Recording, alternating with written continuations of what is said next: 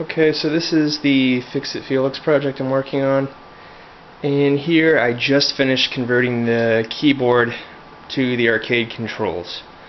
I'm still missing the jump button. That is because I simply ordered only the button and not the actual switch that goes to the button, so I have to order another one of those, but that's simple. It's just a matter of wiring in one more button when I finally get it in the mail, and then I'll be all set. And then I'll wire up to the coin door as well, and I'm going to show you how I did that. This is called the J-Pack. It's available at altmark.com. It's about a $60 piece, I believe, but it's well worth it. You're going to need it if you're going to pull this off. And it's pretty simple. It just hooks in there and runs right into the keyboard.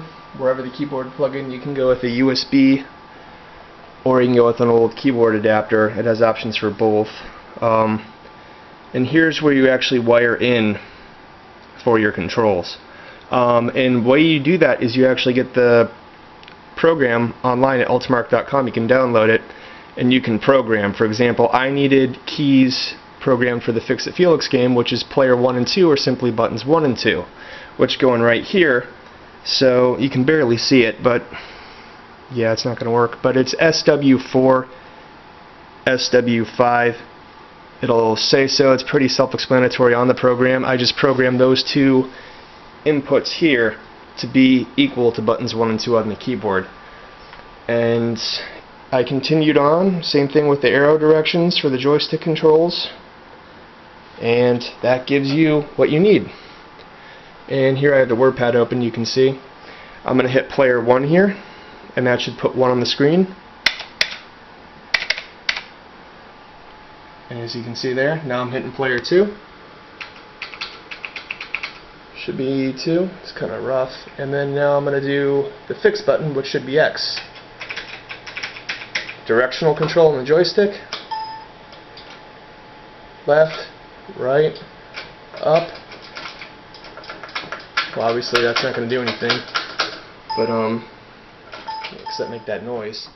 But basically that's it. Alright, well, I showed you how to do the J-Pack. Now I'm going to show you the program I'm actually using it for. I found this online on YouTube. If you search Fix It Felix ROM or emulator, or Fix It Felix Homemade, it's one of the first things to pop up. Anyways, it's not too hard to find. It's on YouTube, and there's a link to download the gameplay. That's what it'll be worded as. And this is what it does if you don't play it. It looks pretty cool, even if you're not playing it. It's just a nice piece of artwork in the corner of the room. Really looking forward to finishing it. Anyways, to play it, it's all wired up like I showed you in the other video. One player. Should be all rigged up. And I'll show you some of the gameplay. Another animation that is just absolutely spot on. When you beat any level, this happens.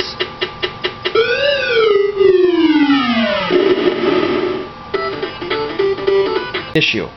If you can't find an arcade monitor, or if you're wondering can you use a TV, the answer is absolutely you can. And as you can see here, very little difference when you take the bezel off and rig it up this way. And I'll go around the back. Whoop. Watch out for that. Then you can see it. If anybody out there watching this has an arcade, you can see that it's pretty much identical.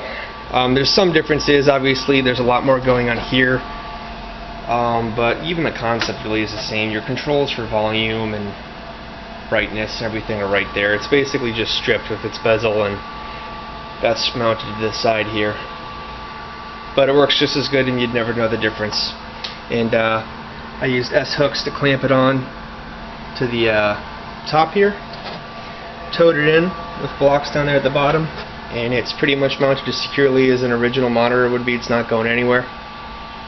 And the way this works is it is obviously, that was your audio video input for the TV, and to get that to go into the computer, and by the way, it's nothing fancy, it's just an old computer my friend actually found it in an office building, and it's enough to make the game work, so you need nothing fancy for the computer if you're wondering about that. But anyway, this right here, going into the video outlet input, is running into this little box, and this is called the Video Converter, and you can find this on Amazon.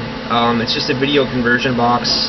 If you search video conversion box or AVI to VGA, I'm sure you'll run into it, and that's what it looks like. And basically that goes into there, and then your VGA goes into the computer, and that does it. That's basically how you get the monitor to actually run with the computer. And as you saw when I was showing you the computer, or the TV, it's basically just showing all the images just like a desktop monitor would, except it's sideways. And well, there it is. I finally completely finished the Fix-It Felix cabinet. The graphics came out just fantastic. The guys over there at Pivotal Sign did an awesome job. Basically, I just found the best images I could on Google Images search and brought those in, and they made the rest happen. Okay, and as you can see here, like I said, I made it a fully functional MAME, so I can basically just pick any game I want. Let's go ahead and just give you an example. As you can see, it is now playing Twin Cobra, and that's just one example. Like I showed you, it's just a matter of seconds. You can change it out to any game you want. Anyone who has a MAME already knows this, but if you don't know how to build a MAME or have one, you can see how easy and convenient it is to simply just make it with a MAME. If you're going to go for this, I really suggest you do it, because then it plays everything. I got other cool games in here, people like to play them, but this is the one everyone's on, because they can play anything they'd ever want in here, and the nostalgia of it being Fix-It Felix just adds to it. And that's basically the end of my video. And I just want to finish with saying, if you're going to build it, you might as well throw a MAME in there. Play anything you want. Thanks for watching.